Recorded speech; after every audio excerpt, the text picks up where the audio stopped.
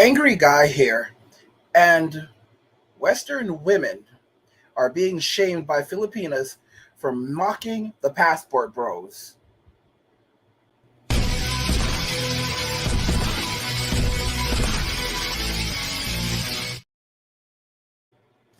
Western women are being shamed by Filipinas for mocking the passport bros. So Western women have been on the hunt for Filipinas recently, and Asian women in general that have been cohabitating with and marrying the passport bros. They've been very frustrated and very upset that the passport bros are finding success in Asia and in countries like Thailand, the Philippines, especially Vietnam, even Japan. And they've referred to these countries as third world countries when Japan, for example, is definitely not a third world country.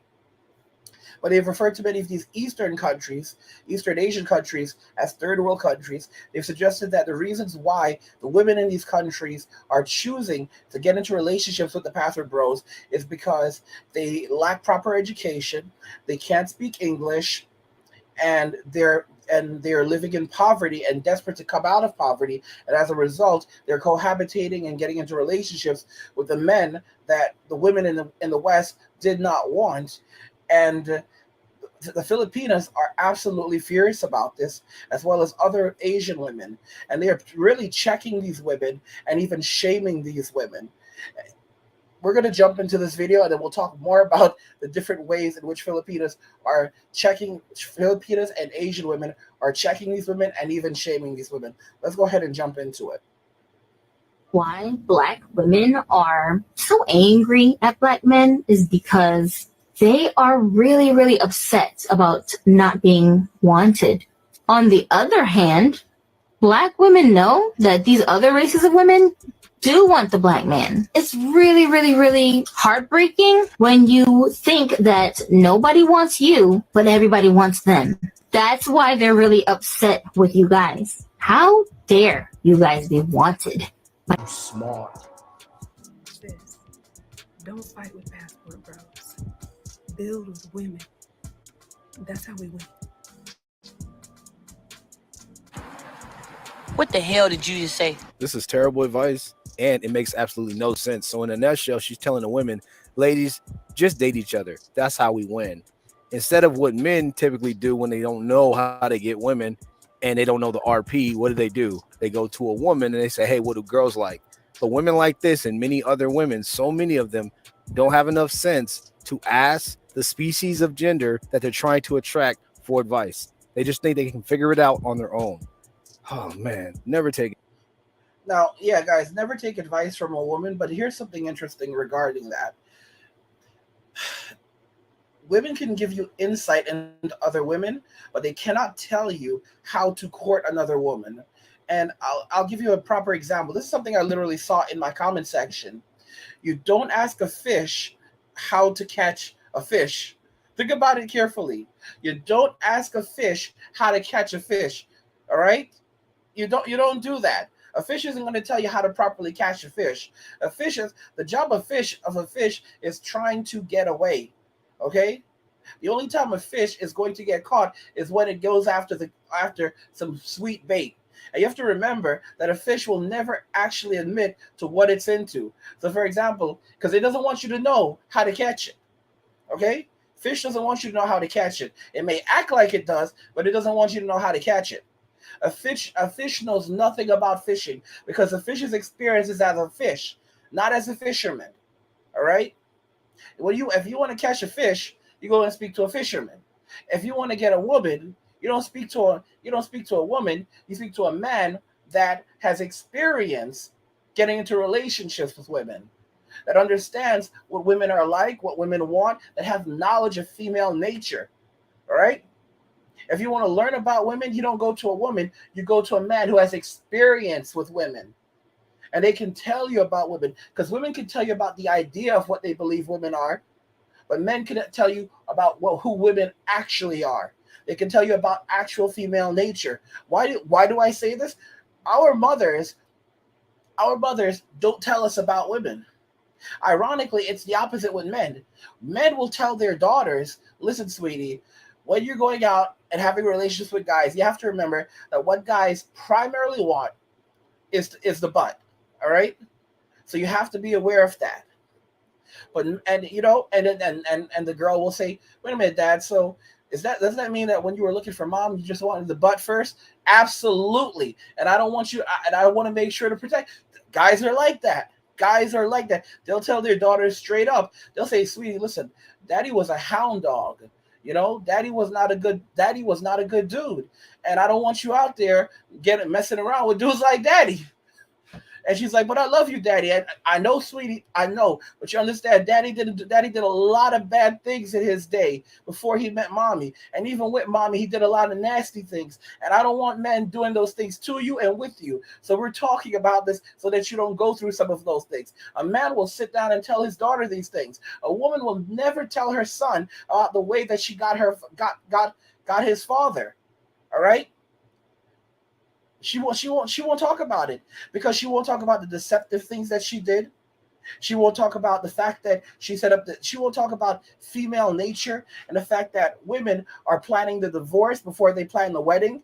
They're looking at the exit before they're looking at the exit before they even look towards the entrance because they have to nail that. They have to nail the exit because the exit plan is everything. It doesn't matter if you don't enter if the entrance is kind of sloppy. The only point is that you got in there. All right. The only point is that you got in there. It's about the way you leave and how much you're able to leave with. And that's what women are concerned about. This is the reason why women aren't as women, they may want extravagant weddings and so forth, but the truth is they're more concerned about the exit. That's why the moment a prenup comes up, they're like, pre what? Pre who? Pre what? Pre who? Prius? Are you talking about a Prius? I like Priuses. They're a little old school, but yeah, I almost drove a Prius when I was growing up. No, no, sweetie, I said prenup. No, you mean Prius, right? Prius. I had prenup, nut, pre-nut.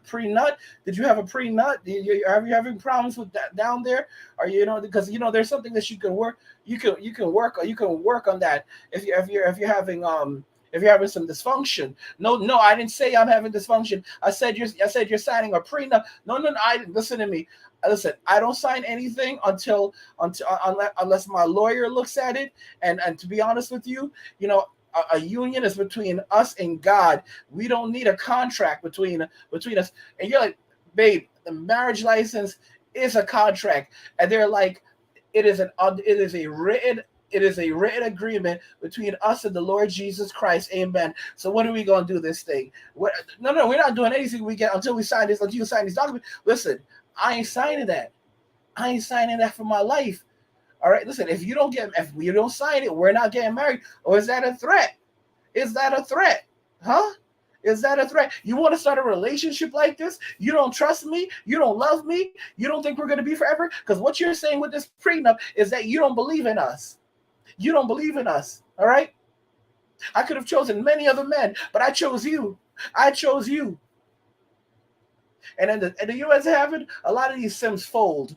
Okay, you guys, wake up. Wake up and understand female nature. Women will never take accountability, and they will use every method under the bus to extract wealth and resources from a man. Even the Filipinas, you can't just go into a relationship and be dumb about it. You have to make sure that there's a prenup in place before you marry her. All right, you don't just get married to a Filipina. A lot of guys you can't. A lot of guys do it and they're okay. But you're smart. You're different. You're listening to this video. Before you get married, you're going to have something in place. You're going to go and sit with a lawyer. You're going to have something in place so that she can't try to get half your stuff or anything like that. If you're even if you're able to, you can even try to you can even negotiate a child support thing, something regarding child support prior to that. You might say, well, what if I negotiate for too much? Listen to me. That's why you negotiate for the least amount possible. All right. You can negotiate. You can say something like, okay, so I'll give you $150 a month for each child that we have. All right. I will give you $150 month for each child, or even you can negotiate down to $75. All right. Like if we get a divorce, I'll give you $100 for each kid per month. And that's a good one. I will give you $100 for each kid per month. And listen to me, when you understand that for a lot of Filipinas, $3,600 a year, $300 a month, right, is a salary. That's like a salary. That's like a normal salary in the Philippines that people use to pay rent, pay for buy food. $300 a month is a normal salary in the Philippines. So if you're saying $100 per kid, that's more than enough to take care of each kid. And when her only options are between that, that's if you get a divorce, and her only options are between that or going and marrying a Filipino guy.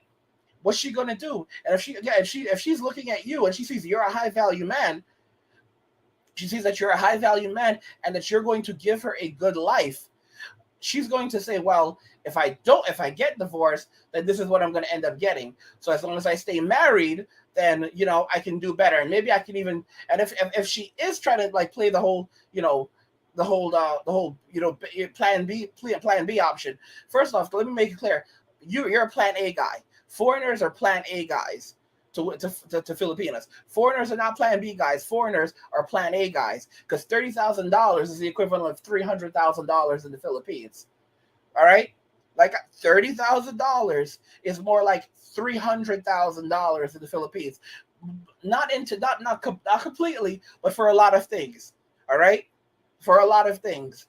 Because, like, for example, when I was living overseas, I had a 2-bedroom house that was recently built, all right, with a backyard. This place was nice.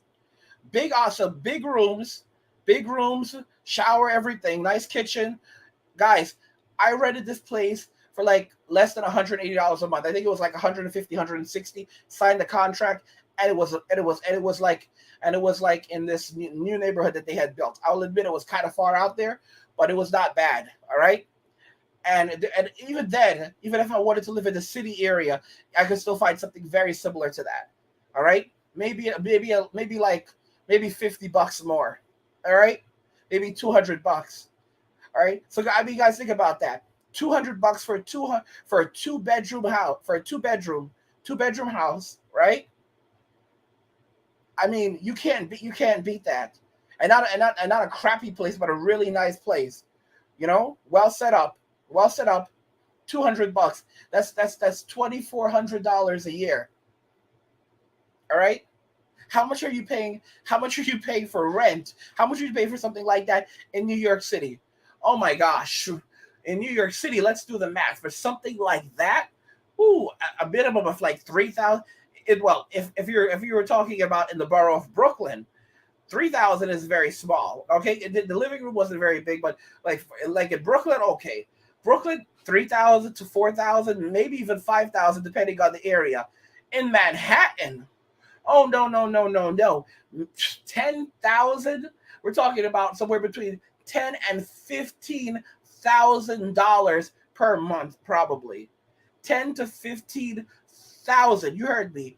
$10,000 to $15,000 per month in Manhattan for the place I was renting. All right.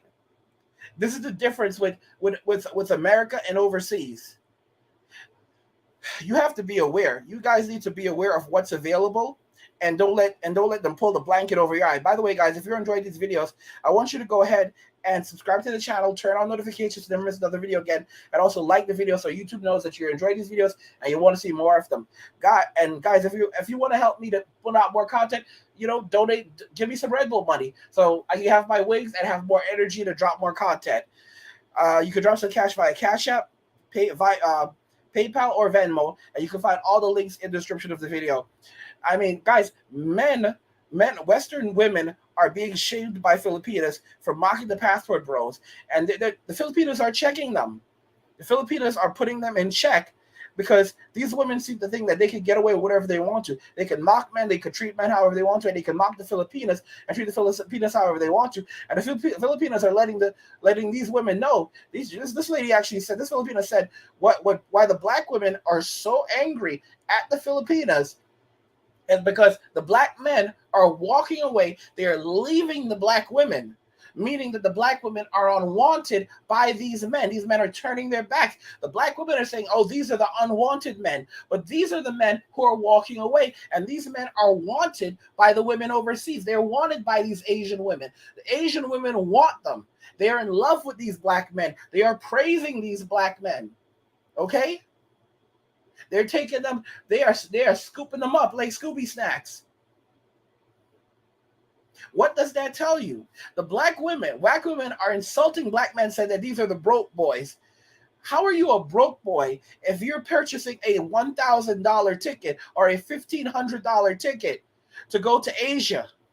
How are you a broke boy if you are able to go over to Asia and get yourself a wife and get a place to live and set it up and furnish it and then provide for your wife and a child? Granted, the cost of living is lower, but you're able to do all of these things and live comfortably with her. How are you a broke boy? These are men with money. These are the men with money that are walking away. You have a lot of these men that make over $100,000 a year. Even men who don't, $30,000 a year. That's like $300,000 over there. A lot of guys who are not stupid are able to live on $1,000 a month, and that's less than $1,000 a month. That live smart, because there's some people that go over there and they act stupid, and they're paying $100 for a dollar cup of coffee.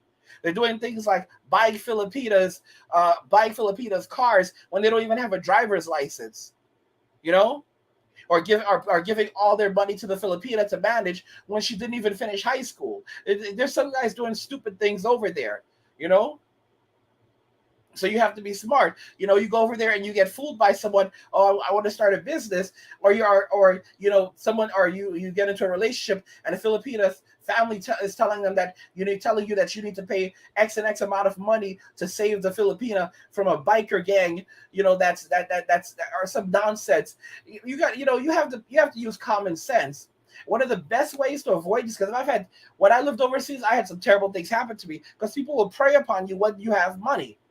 What do? Smart thing to do: get an attorney. The moment you set foot in that country, get an attorney. Get an attorney. Everything you do, if you want to start a business, have an attorney. Find your own attorney. Don't let someone get an attorney for you either. Never let someone get an attorney for you, because that attorney is not working for you if they're working for them, especially if they're trying to rip you off. You have to be very busy, very careful. Get an attorney. Do your research. Join a community of. This is one of the things. Some advice I'm going to give you. I'm going to be putting out a package for you guys that's going to teach you a lot of things. But this is some quick, very, very quick advice. Do not just head over to the Philippines if you're going to go over there and that's where you're planning to set up shop, right? If you're going to go somewhere, get an attorney. Do your research. Or at least speak to someone, at least speak to an attorney, and then when you go over there, look for reviews, or you can even do things like join foreigner groups, all right, and do some research and find an attorney that they use, and the different kinds of attorneys. Have an attorney. I've mentioned this once before. Get an attorney, speak to them, put them on retainer. It is going to be extremely cheap to put one of these people in the Philippines on retainer, all right? Because when you have an attorney on retainer in a foreign country, okay, it changes the game big time. Because right off the bat, you step foot in that country, you notify your attorney, hey, I'm in the country, okay? They know you're in the country. Here's what you do. You make sure that they'll be asking for certain information. Like, okay, send me over this information, and this information. So, for example, your attorney might keep a copy of your passport. You're going to say, what? They're an attorney. You have to do your research and make sure that they have their credentials. But your attorney might do something like keep a copy of your passport. They might they'll have emergency contact information for your family member or for family members or whatever. They'll know what to do. They'll have specific instructions for what to do if you get sick, or if you're arrested, or whatever serious matters arise. When you have that when you have that in place, all right, you are no longer alone in that country. Okay? Anything that happens, you immediately say, I want my attorney. All right? And your attorney can immediately help you. Don't wait until you get over there. This is a pro tip that no one else talks about. You look at join some foreigner groups, and you can find yourself a good attorney. I already know a good attorney over in the Philippines. And I'm going to be putting together a package so that you guys can immediately have attorneys available to you as soon as you go to the Philippines, for example. So you'll know exactly where to go. You'll have an attorney sitting ready for you that's actually worked with other passport bros and is actually married to a passport bro. And that's yeah, I'm gonna hook you guys up. But this is just a tip. This is just one of the tips I'm giving you guys. All right. Know what you're doing, and you will feel so good. You will feel so good.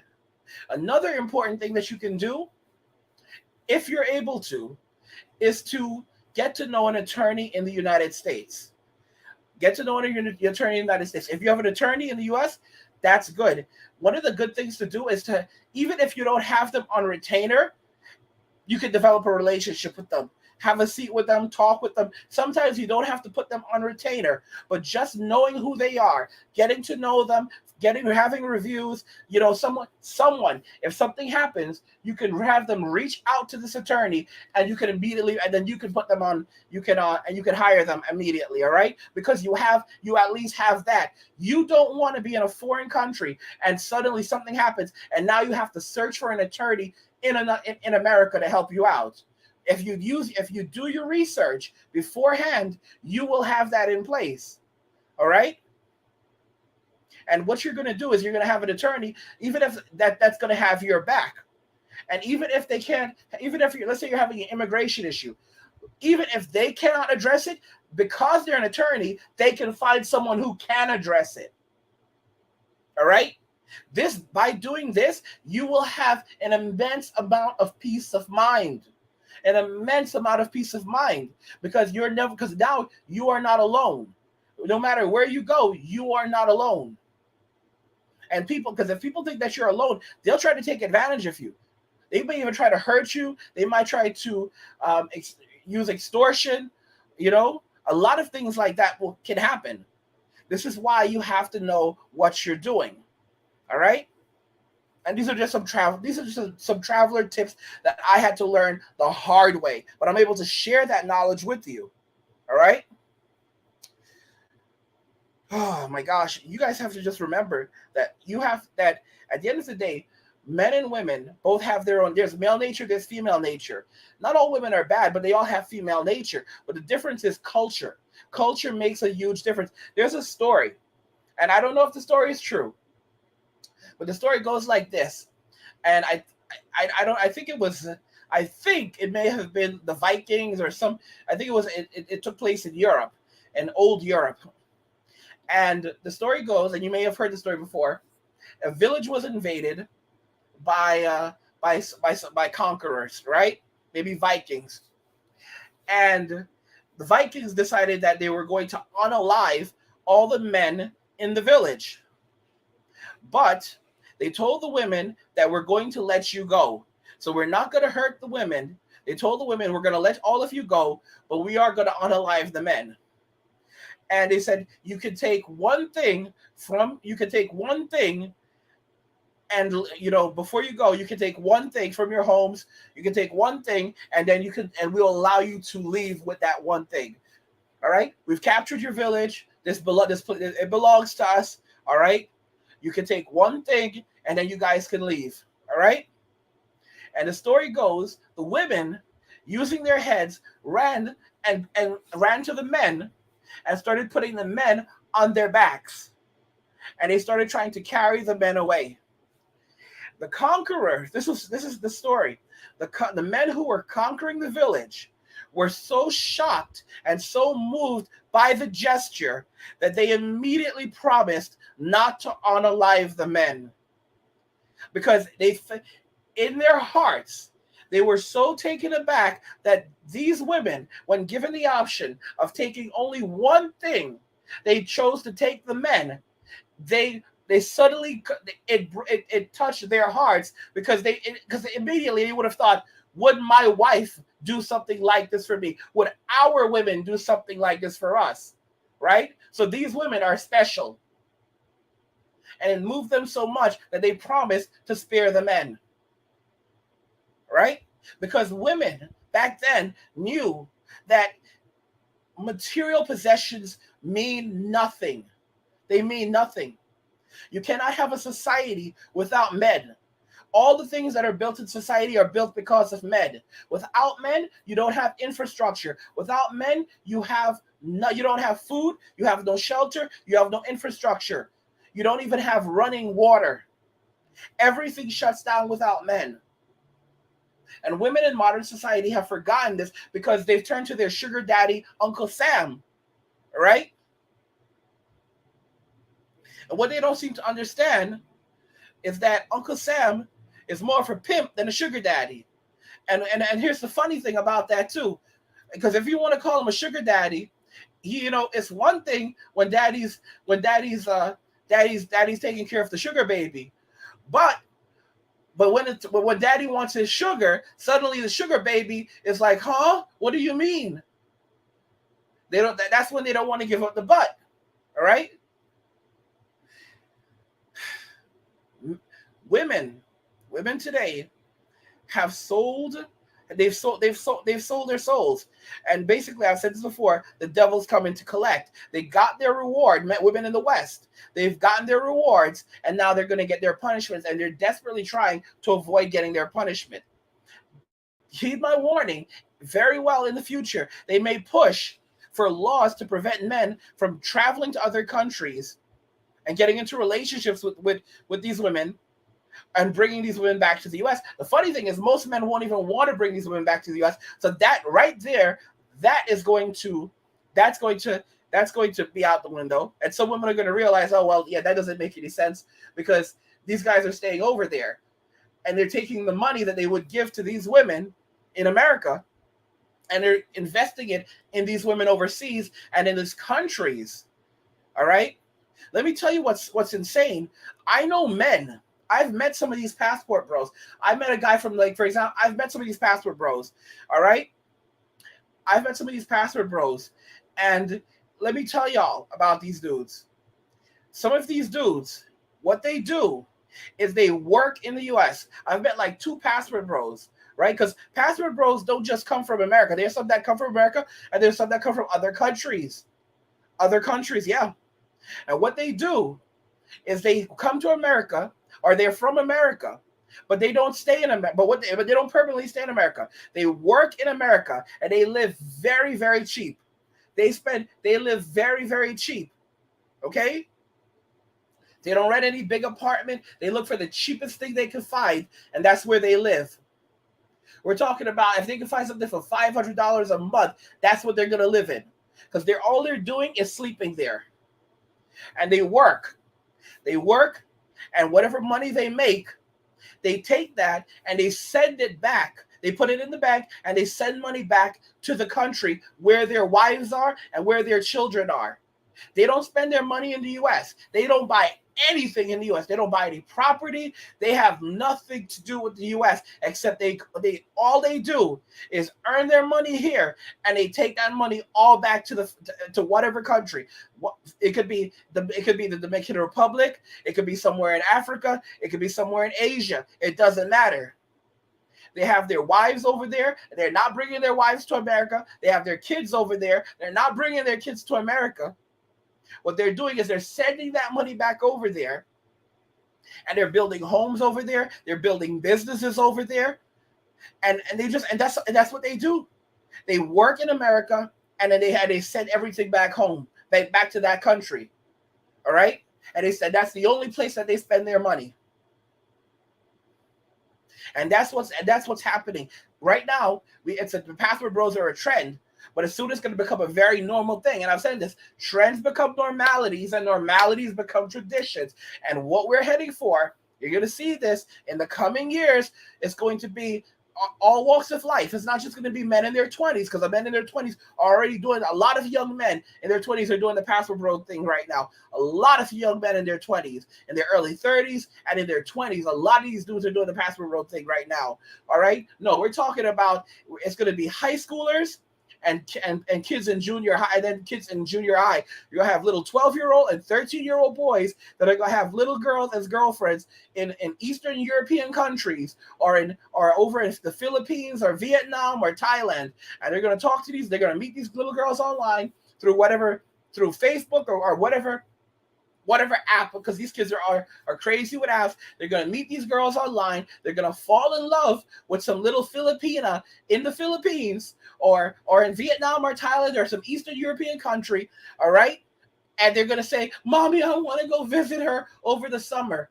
And that's literally how it's going to go, all right? They're going to have foreign girlfriends. You heard me right. They're going to be 13-year-old boys with foreign girlfriends. A bunch of boys. You're going to see this. They're going to be in America, the UK, Australia. It's going to be as young as 13, even 12. All right? They're going to have foreign girlfriends. And they're going to want to go and visit their girlfriends during summer vacation. And the parents are going to work things out. This is what's going to happen. The parents are going to have work things out so that their kids can see one another eventually. Sometimes the relationship will go on for years, and they'll eventually, and once the kid is old enough to do it, on their own, they might work a couple of summers, and then finally after like 3 or 4 years, they save up enough money, and then when they graduate from high school, they head over to whatever country their girlfriend is in, and they go visit her. All right? And this is I'm telling y'all, this is how it's going to go. All right? You're literally going to have men of all walks of life. Boys, because boys are men too. You need to respect the boys. We were all boys once, and we know that, the difference between being 13 and 20 and 13 and 23 and 33 and 43, we're still that same person. We're still that same kid. Sure, we've matured a bit, but we're still that same person. And we just get more freedom, and but we're still the same person. We need to respect these young men. We need to respect boys and empower boys, because this is strange. Back when a kid turned 13 or 14, they were considered a man, and they were expected to act like a man at that age. This whole crap about, oh, well, now you're like 20 something or 30 and you're still, no. Men by that age, you were expected to begin developing your masculinity and asserting yourself and learning how to become a protector and a provider, and how to create, maintain, lead. These were things that were expected of young men back then. It's only because we live in a very strange time right now why things are so different. Anyway, guys, that's all I have for you. Western women are being shamed by Filipinas for mocking the passport bros, and I don't feel bad for them. Let me know what you think in the comments, as you already know what I think. And guys, again, if you enjoyed these videos, consider dropping a donation via Cash App or via PayPal. You can see the links on the screen, and the links are also in the description of the video. Like the video if you like it. Don't forget to subscribe, and if you like the video, share the video. And just remember that all roads lead to MWA. Ben walking away, and cheers.